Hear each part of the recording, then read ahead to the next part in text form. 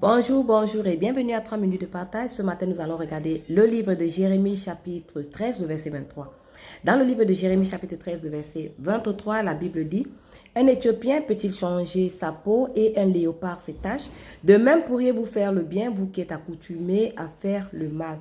Un Éthiopien peut-il changer sa peau? Non. Et un léopard ses taches? Non plus. Alors vous de même pourrez-vous faire le bien, vous qui êtes accoutumés à faire le mal? Non, non, non, non, non.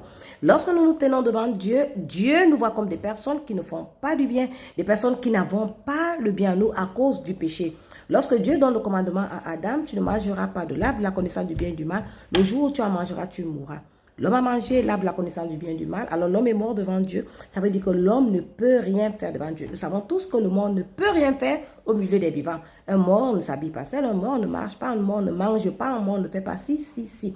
Il ne fait pas beaucoup de choses. Et nous aussi, à cause du péché, voici comment nous sommes devant Dieu. Il n'y a rien que nous puissions faire.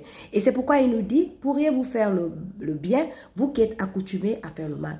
Dans le livre de Genèse chapitre 6, le verset 5, il est dit: l'Éternel vit que la méchanceté des hommes était grande sur la terre et que toutes les pensées de leur cœur ne se portaient uniquement vers le mal.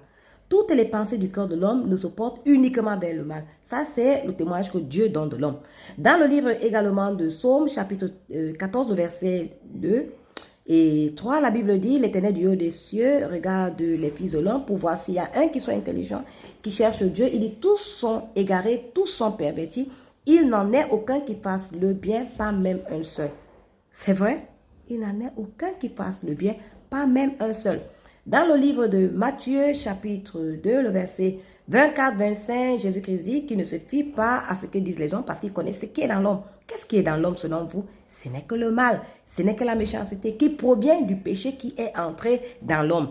Romains chapitre 5, le verset 12, il dit: par un seul homme, le péché est entré dans le monde et par le péché la mort, et qu'ainsi la mort s'est étendue sur tous les hommes parce que tous ont péché.